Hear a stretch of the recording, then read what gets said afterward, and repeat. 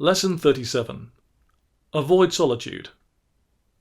I know, let's split up. It's the groaner moment in almost every horror film.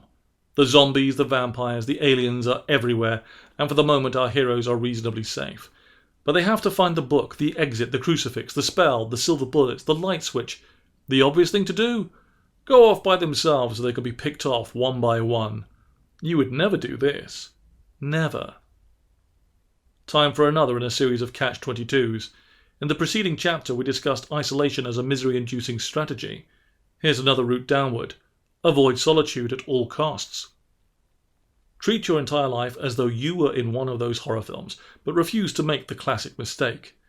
Instead, obsessively surround yourself with people every moment. Create plans for every day, every evening, every weekend. Then create backup plans in case people cancel out. Then create backups for the backups. Do this not because you love and enjoy these people so much. In fact, this strategy works best if you feel no strong attachment to the people with whom you spend time. Instead, do it to avoid the horrifying prospect of being alone. Treat solitude as a threat, a vulnerable time in which the villain can attack. Who is this dire enemy, you might well wonder? Why, it's you, of course, your own mind. If you spend an evening alone, your mind will start whispering to you. You are alone. You are unloved. You have no friends. You never did. You never will. You are worthless. You do not even exist, really. A room with you in it is an empty space. Sitting alone and listening to this chilling voice sounds like an excellent misery-inducing strategy, so how might avoiding it lead downhill? Easy.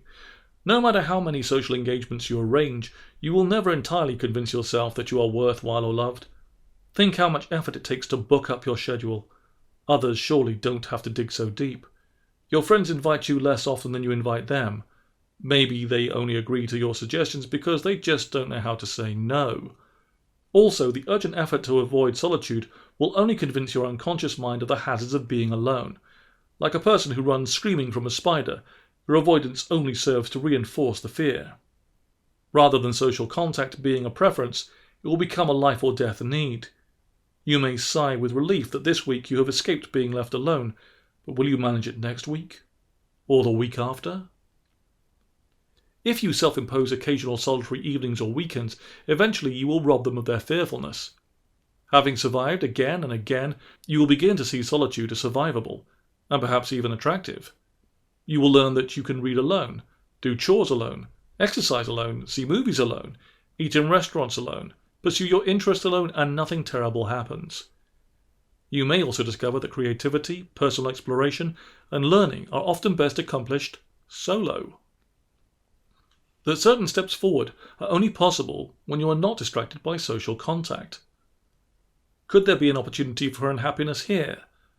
Perhaps having learned that you do not need people every minute, you'll become a hermit and spiral into misery that way. Alas, this is unlikely. By cherishing solitary time, a thirst for social contact will usually develop, making companionship even more welcome and enjoyable. The frantic avoidance of solitude is a more certain path downward. So get out your calendar and book it up.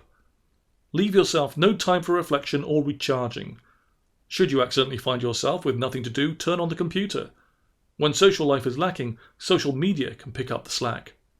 Skate from site to site, using Facebook and Skype and Twitter as putty to fill the gaps. And if that becomes too tedious, hey, avoiding solitude is what television is for.